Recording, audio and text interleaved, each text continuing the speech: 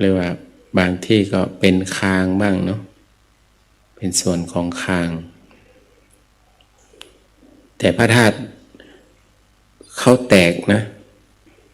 แตกออกเต็มนะสมัยก่อนของหลวงตาท่านบูชาหลวงตาบัญญัติทุกปีท่านจะออกมาใส่ถุงเล็กๆเอาแจกญาติโยมออกเต็มเลยนะเต็มโถเนาะเคยไปเห็นของโยมเจ้าของโรงเรียนบัณฑิตศึกษานะโรงเรียนที่แถวอยู่ช้างเผือกเนาะท่านรู้จักกับโยมก็เลยพากันไปโอ้โยมเขาไหว้พระสวดมนต์ออกล้นนะ3-4 ตลับนะพระธาตุเสด็จมาเพิ่มดังนั้นแสดงว่าที่ไหนมีพระพุทธศาสนาพระธาตุพระพุทธเจ้าพระอรหันต์เจ้าทั้งหลายก็มีที่นั่นเนาะมีไปที่นั่นได้หมดนะแล้วว่าแต่มันจะเป็นตรงไหนเนาะเป็นตรงไหนก็ไม่ต้องไปสนใจเนาะตรงไหนก็ได้เขาเรียกธาตุเจดีย์บูชาเจดีย์ประทักษิณเจดีย์เนาะหรือว่าอัฐิธาตุบริโภคเจดีย์บริโภคเจดีย์ก็เอาอัฐบริขารของพระพุทธเจ้ามาบรรจุไว้ในเจดีย์ที่เราก่อจะเป็นบาตรเป็นจีวรเครื่องใช้ต่างๆเนาะแม้แต่ที่อยู่อินเดียก็เป็นกุฏิที่เขาคิดกูฏเป็นกุฏิพระพุทธเจ้าถ้าเราไปก็จะมีเจ้าหน้าที่เขาคอยเอาตังใส่เป็นหน้าม้าด้วยนะตังใส่ไว้เป็นหน้าม้า แบงค์100แบงค์1,000นะเขาใส่ไว้นะเอาไว้ล่อคนไทยคนเขาเรียกว่านักท่องเที่ยวเราไปแล้วก็ทำบุญเนาะสักพักเขาก็เก็บนะเก็บอันพูดได้เลยนะบูชาเนาะบอกให้เราบูชากุฏิพระพุทธเจ้าก็แล้วก็เรียกบริโภคเจดีย์3ธรรมเนาะธรรมะเจดีย์ก็คือเอาพระธรรมคำสั่งสอนไม่ว่าจะเป็นหนังสือพระไตรปิฎกธรรมที่เป็นผูกหรือว่าแม้แต่หนังสือสวดมนต์เนาะเราก็เอาบรรจุในพระธาตุได้ครับธรรมะเจดีย์ธรรมะเจดีย์และเป็นธรรมะเจดีย์ครับเราก็สามารถบูชาได้ประทักษิณได้เขาเรียกว่าเป็นเจดีย์อันที่4ก็คือมีพระพุทธรูปเนาะมีพระพุทธรูปก็เป็น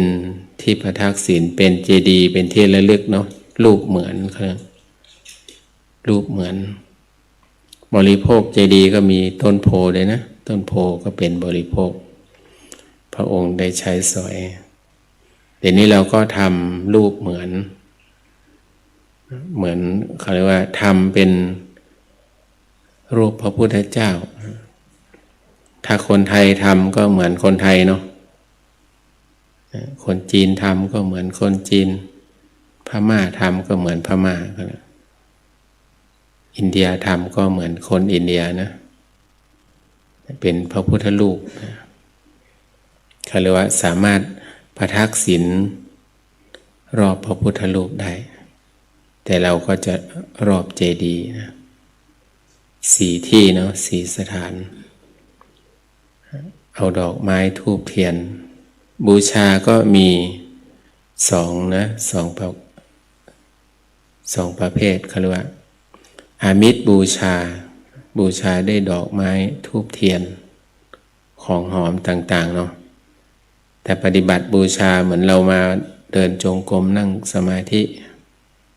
มาทำให้จิตเราดีขึ้นสูงขึ้นเนาะอันนี้เขาว่าปฏิบัติแต่พระพุทธเจ้าท่านก็ยกย่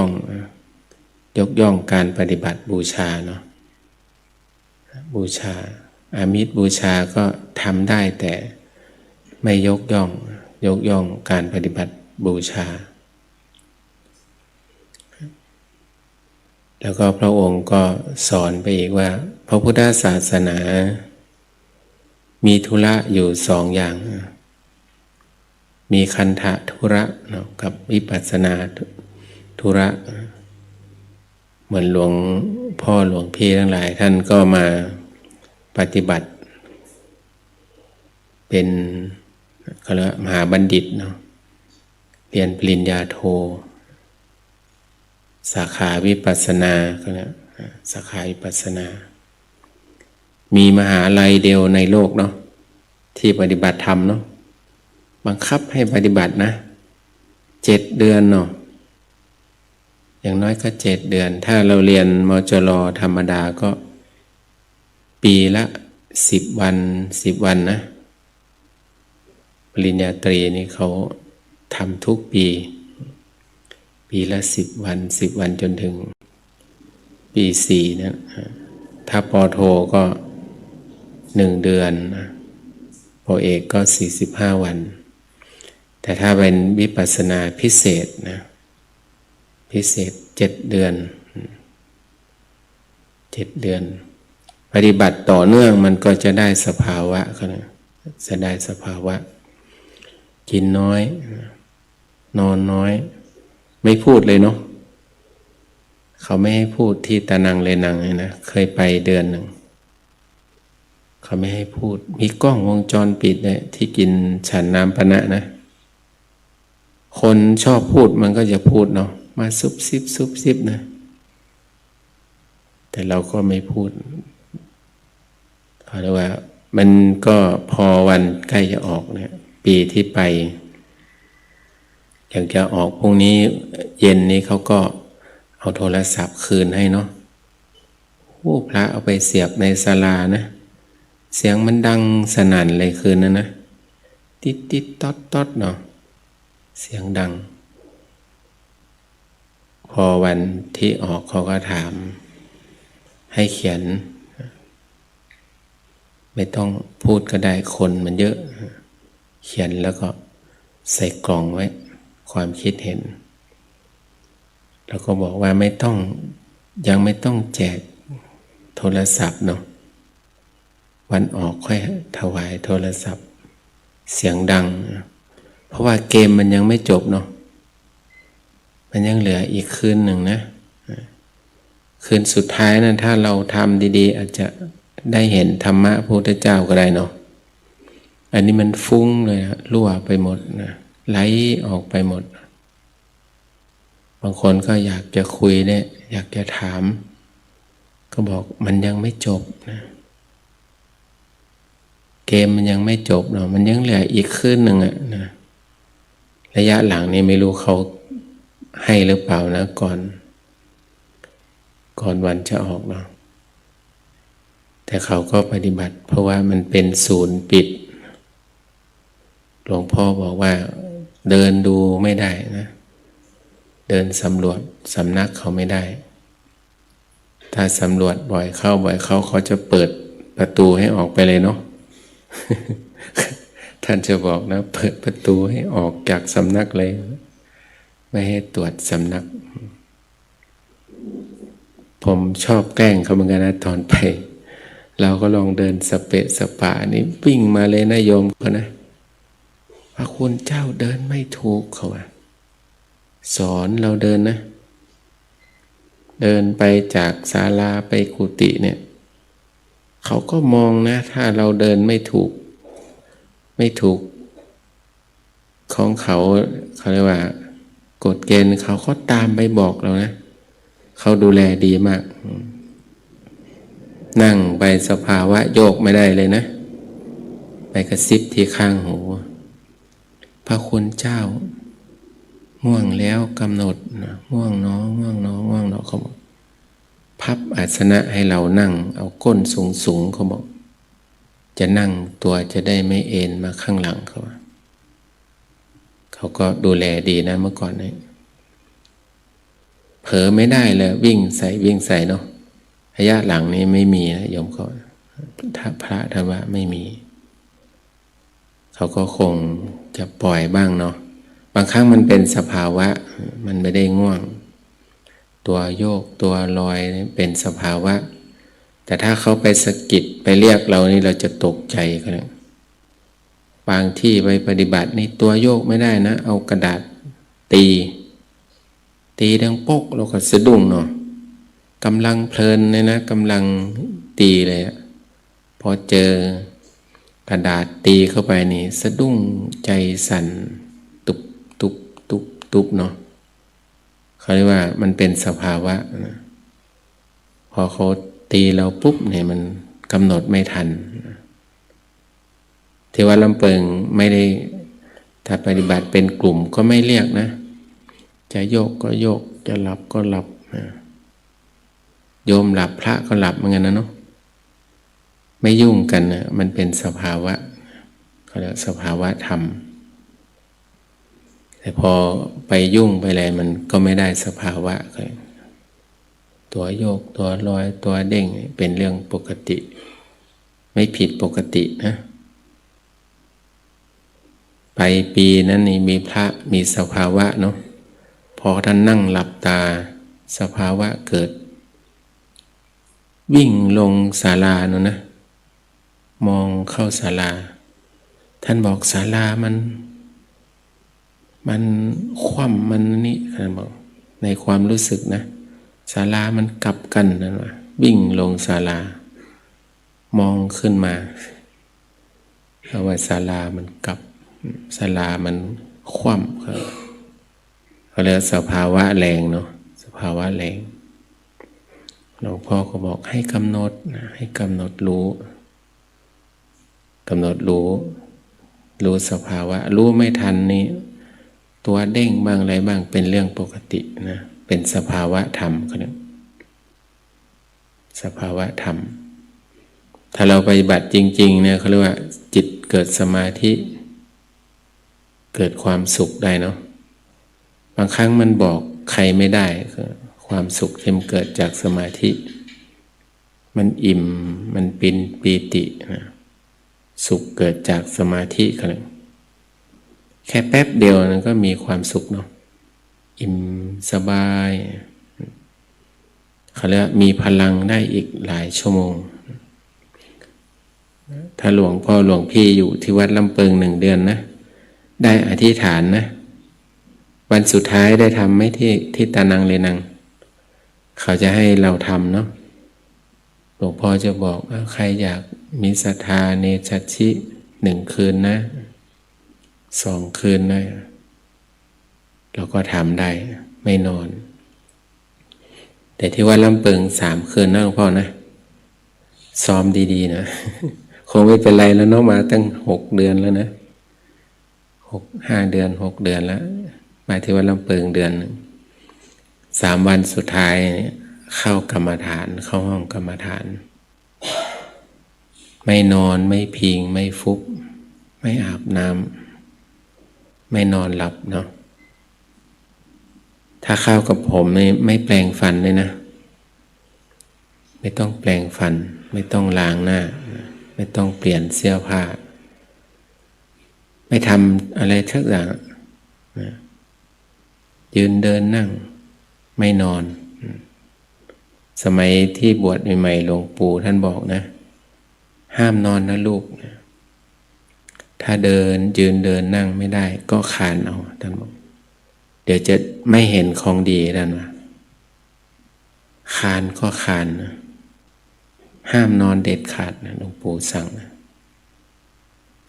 คลานเอาท่านบอกห้ามนอน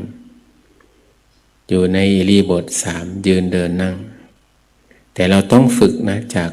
นอนน้อยๆไปเรื่อยๆ3 ทุ่ม4 ทุ่มตื่นตี 3 ครึ่งเนาะเที่ยงคืนตี 1 ตี 1 ครึ่งตี 2จนไม่นอนเลยเขาเรียกอินทรีย์ อินทรีย์มันแก่มันก็ไม่นอน3 คืน4 คืนได้สบายเนาะโยมบางคนได้5 คืนนะได้5 คืนก็มีไม่หลับไม่นอนมันเป็นสมาธิเกิดจากสมาธิต้องฝึกก่อนเนาะฝึกก่อนฝึกจากนอนน้อยไปหามากบางครั้งโยมก็สงสัยนะโยมมาปฏิบัติสงสัยท่านนะอาจารย์บ้างเขาก็เรียกท่านบ้างเนาะให้โยมทำเนี่ยท่านทำหรือยังเขาอะสงสัยเนาะสงสัยว่าท่านทำหรือยังไม่ต้องสงสัยนะทำไปก่อนนะโยมไม่ต้องสงสัยต้องสงสัยเนาะกิเลสมันชอบสงสัยแต่บางครั้งโยมก็ไปฟังคนอื่นเนาะพอจะเข้ากรรมฐานพรุ่งนี้นะวันนี้เขาบอกให้หลับเต็มที่เนาะพักเต็มที่เลยจะได้มีแรงทำพรุ่งนี้นะพอไปมาร่างกายเขาโหลดมันจะเริ่มหนึ่งใหม่นะฉันต้องทำให้ต่อเนื่องนะทำให้ต่อเนื่องไม่ใช่ว่าจะรู้ว่าจะเข้ากรรมฐาน3 คืนแล้วไปนอนนี่เสร็จเลยนะมันเหมือนรถบรรทุกของหนักมันขึ้นเกียร์ 1เกียร์ 2จะพ้นเขาแล้วนะไปเปลี่ยนเป็นเกียร์ 4นี่เจ๊งเลยนะถอยลงมาอยู่ตีนเขาใหม่เนาะตีนดอยตีนเขาใหม่ขึ้นใหม่อีกฉันต้องทำให้ต่อเนื่องการบูชาของเราอีกนิดหนึ่งเนาะฝนคงไม่ตกวันนี้ตกก็ไม่เป็นไรนะเราก็สามารถเวียนทั้งฝนนั่นก็ได้ไม่เป็นไรผ้าเปียกก็ตากเอาไม่เป็นไรเนาะบูชาก็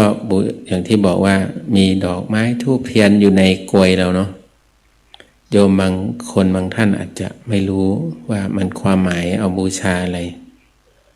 บางครั้งลูกหลานถามเนาะสวยดอกนะบูชาอะไรแม่ตอบลูกไม่ได้เนาะไม่ต้องถามนะ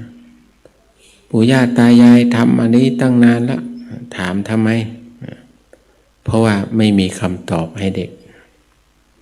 อันนี้เราก็จะบอกคำตอบนะเทียนธูปก่อนธูปบูชาคุณพระพุทธเจ้าเนาะธูปก็เปรียบเสมือนศีลนะศีลก็ทวนลมแต่ธูปสมัยก่อนเนี่ยเขาเอาต้นไม้เนาะเขาเรียกต้นไก่มันจะหอมเขาเรียกเอามาทำเป็นธูปแต่สมัยนี้มันเป็นวิทยาศาสตร์จุดเยอะก็ไม่ดีนะเป็นผลไม่ดีต่อร่างกายในห้องอาตมาจะไม่จุดนะไม่จุดธูปไม่จุดเทียนไม่มีบูชาธูปเทียนถ้าจะบูชาก็เนรวันพระถ้าเรามาเราก็บูชาธูปบูชาคุณของพระพุทธเจ้าก็เลยปัญญาคุณเนาะโดยย่อนะพระปัญญาคุณพระองค์มีปัญญามากแสดงทำได้ดีมากแก้ไขปัญหาชีวิตของคนได้เนาะปัญหาที่คนที่มาถามปัญญากว้างไกลก็แล้วบูชาคุณบูชาพระปัญญาคุณดอกที่ 2บูชาพระบริสุทธิ์ที่คุณพระพุทธองค์เป็นผู้บริสุทธิ์เนาะจะสอนคนจะแนะนำคนด้วยความบริสุทธิ์ใจไม่มีนอกมีในเนาะเรียกว่าเป็นผู้บริสุทธิ์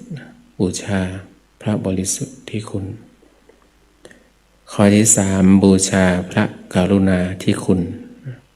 ถ้าพระองค์ไม่มีความกรุณาเอ็นดูนะก็ไม่สอนธรรมเนาะไม่สอนธรรมแล้วก็เขาเรียกธูปบูชาคุณของพระพุทธเจ้าพระปัญญาคุณพระบริสุทธิ์ที่คุณพระมหากรุณาที่คุณเนาะเทียนก็บูชาพระธรรมแต่ แต่ถ้าอยู่ในโต๊ะหมู่มันมีสองเล่มเนาะ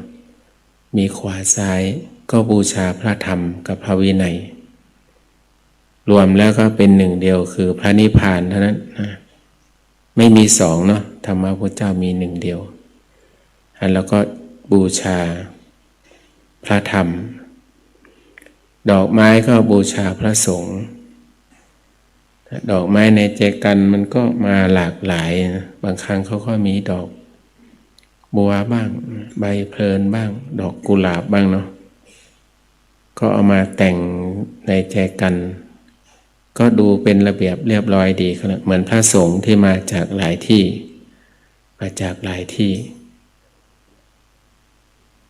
เกิดมาจากหลายตระกูลเนาะตระกูลพ่อค้าบ้างชาวนาบ้างคนก่อสร้างบ้างเนาะเป็นลูกเศรษฐีบ้างนี่พอเรามาบวชเหมือนดอกไม้ที่อยู่ในเจกันเป็นระเบียบเรียบร้อยครับความหมายดอกไม้ก็บูชาพระสงฆ์นะบูชา3อย่างมีคำตอบให้เขาเนาะคำตอบให้คนถามแล้วต้องมีคำตอบครับถ้าไม่มีก็บอกว่าเดี๋ยวจะหาคำตอบมาให้เนาะเดี๋ยวนี้พึ่งอะไรพึ่งกูเนาะใน Google มีเยอะแยะนะมันเก่งกว่าเราเองเนาะถ้ามีมันก็บอกว่ามีไม่มีมันก็บอกว่าไม่มีเขาเรียกว่ามันก็ตรงกับบาลีนะถ้าใครเรียนมหาเนาะอันนี้ผมว่าเอาเองนะ อัตถิอัตโนนาโถเนาะตนเป็นที่พึ่งของตนภาษาที่เราใช้ก็เรียก Google เนาะก็พึ่งกูพึ่งตัวเราเองเนาะกู้ของกู้เนาะ Google ก็คือตัวเราเองนะพึ่งตัวเราตรงกับบาลีเนาะ Google นะพึ่งตัวเราเองนะอันเดียวเราให้พรโยมก่อนเนาะโยมเข้ามาถวายน้ำปนะโยมอรวรรณเกียรติศิลป์มาทุกวันพระนะเป็น10 ปีแล้วเนาะโยมเขาทำบุญทุกวันพระทำบุญเป็นอาจินนะถ้าวันไหนไม่ได้ทำเนี่ยมันขาดอะไรสักอย่างโยมเข้ามางั้นเราให้พรโยมก่อนนะสัพพิติโยวิวัชชันตุสัพพะโรโควินาศตุมาเตวันตารายโยสุขีทีขายุโกภวะอภิวาทนาสีนิจจังวุธาปจายโนจัตตารโอธรรมาวัฏฐันติอายุวันโนสุขังภะลังขอนิมนต์พระภิกษุสงฆ์เจริญพรแม่ชีโยคีนั่งคุกเข่าพนมมือด้วยดอกไม้ธูปเทียน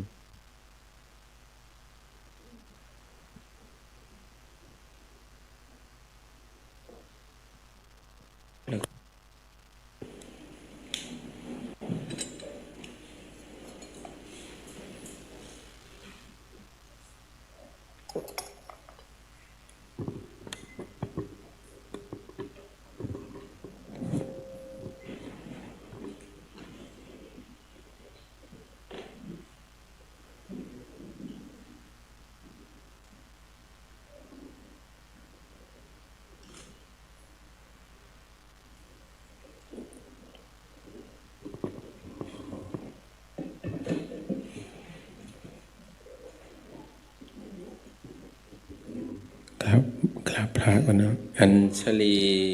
วันทาอัญชรีวันทาอภิวาทอัญชรีวันทาอภิวาทอัญชรีวันทาอัญชรีขอโอกาสกล่าวนำนะถือดอกไม้ธูปเทียนมานะยะมัมหะโข ยะมังหักโข มะยัง มะยัง ภคะวันตัง ภคะวันตัง สารนังคตา สารนังคตา เราเป็นผู้ถึง เราเป็นผู้ถึง ซึ่งพระผู้มีพระภาคเจ้า ซึ่งพระผู้มีพระภาคเจ้า พระองค์ใด พระองค์ใด ว่าเป็นสารณะ ว่าเป็นสารณะ โยโนภควาสถา โยโนภควาสถา พระผู้มีพระภาคเจ้า พระผู้มีพระภาคเจ้า พระองค์ใด พระองค์ใด เป็นศาสดาของเรา เป็นศาสดาของเรา ยัสสจะมะยัง ยัสสจะมะยัง ภควโตธัมมัง ภควโตธัมมัง โรเจมะ โปรเจมะ และเราชอบใจ และเราชอบใจ ธรรมของพระผู้มีพระภาคเจ้า ธรรมของพระผู้มีพระภาคเจ้า พระองค์นั้น พระองค์นั้น อิเมหิ อิเมหิ สักการเรหิ สักการเร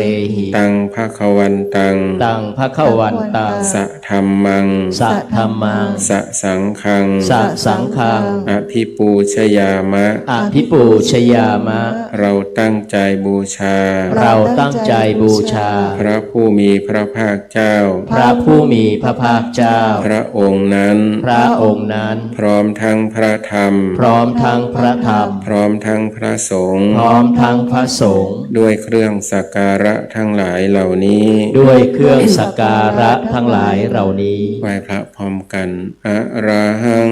สัมมาสัมพุทโธภควาพุทธังภควันตังอภิวาเทมิ สวากขาโตภควตาธัมโมธัมมังนามัสสามิ สุปฏิปันโนภควโตสาวกสังโฆสังฆังนามามิ หันธรรมยังพุทธัสสะภควโตปุพพาคณมะการังกะโรมะเส นะโม โมตัสสะภะคะวะโตอะระหะโตสัมมาสัมพุทธัสสะนะโมตัสสะภะคะวะโตอะระหะโตสัมมาสัมพุทธัสสะนะโมตัสสะภะคะวะโต อะระหะโต สัมมาสัมพุทธัสสะหันธรรมยังพุทธานุสตินายังกะโรมาเส ติปิโสภะคะวาอะระหังสัมมาสัมพุทโธวิชชาจารณสัมปันโนสุขโตโลกวิทูอนุตตโรปุริสธรรมสารติสัทธาเทวมนุษย์สานังพุทโธภควาติกายเยนะวาว าจายาวเจตสาวาพุทเทกุกัมมังปะกตังมยายังพุทโธปฏิคันหตุอัจจยันตังการันตะเรสังวริตุงวะพุทเท หันธรรมยังธรรมานุสตินายังกะโรมาเส สวาคาโตภะ ภะ คะ คะ วะ วะตาธัมโมสันทิติโกอาการิโกเอหิปัสสิโกโอปานายิโกปัจจตังเวทิตาโพวินยูหิติกายเยนะวาจา วะวะเจตสาวาธัมเมกุกัมมังปะกตังมยายังธัมโมปฏิคันหตุอัจจยันตังการันตะเรสังวริตุงวะธัมเม หันธรรมยังสังขานุสตินายังกะโรมาเส สุปฏิปั ปั น น โน โนภะคะวะโตสาวกสังโฆอุชุปฏิปันโนภ ภะคะวะโตสาวกสังโฆยายาปฏิปันโนภะคะวะโตสาวกสังโฆสามีจิปฏิปันโนภะคะวะโตสาวกสังโฆยะทิทางจัตตาริปุริสายุคานิอัตถปุริสบุคลาเอสะภะคะวะโตสาวกสังโฆอาหุนัยโยปาหุนัยโยทักขินัยโยอัญชาริกรณิโยอนุตตรังปุญญาเขตังโลกัสสาติกายเยนะวาจายาวเจตสาวาสังเคกุกมังปะกตังมยายังสังโฆปฏิคันหตุจยันตังอารันตเรสังวลิตุงวสังเคเอาโยคีลุกขึ้นเลยค่ะ เดินตามแม่ชีมาเลยค่ะ ลุกขึ้นเลย เอาโยคีลุกขึ้นเลยค่ะ เดินตามแม่ชีมาเลยค่ะ เราจะไปตั้งแถวหน้าวิหารนะคะเอาเดินเลยเดินเร็วนิดนึงค่ะ ลุกขึ้นจุดเฉพาะเทียนนะครับ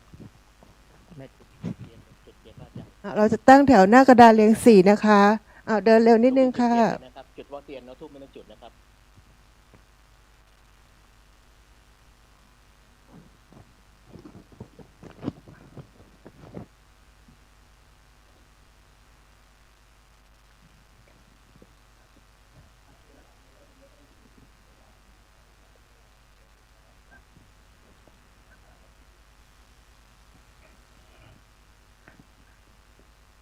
อ้าวค่ะอ้าวเรียงสี่หนึ่งสองสามสี่ค่ะเอามาค่ะค่ะหนึ่งสองสามสี่ค่ะแถวมากค่ะอันนี้ครบยังอยู่ตรงนี้โอเคอยู่ดูไส้เทียนนะคะ ดึงไส้เทียนให้มันตั้งขึ้นนะคะจุดตั้งหลังด้วยค่ะเดินค่ะให้เดิน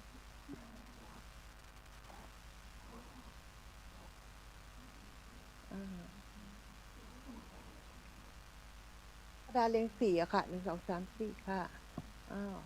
ลูกหนึ่งผู้ชายเดินไปอยู่ข้างหน้าเลยต่อจากพระเดิน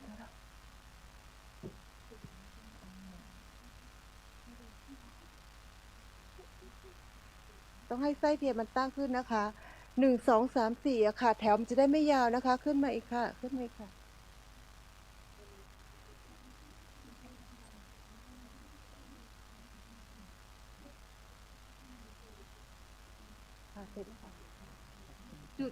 จุดเฉพาะเทียนนะคะทูบไม่จุดนะคะดับค่ะปฏิบัตินี้ค่ะนะระหว่างเวียนนะคะ ถ้าเทียนดับไม่เป็นไรนะคะ ไม่ต้องหยุดนะคะ เดินต่อนะคะ เราจะจุดอีกทีถ้ามันดับก็จุดทีตอนครบ3 รอบตอนอธิษฐานแล้วค่อยจุดนะคะ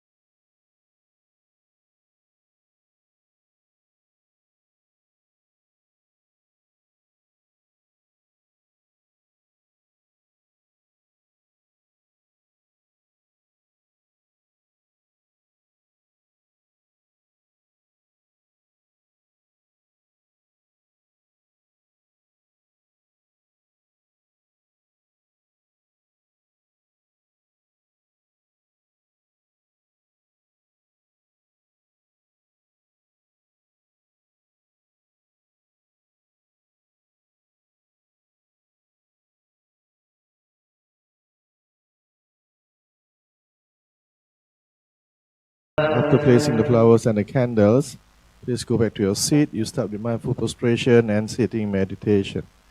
先生、女士们，把花跟蜡烛放好过后呢，请回到原位，开始做礼佛禅跟坐禅。谢谢。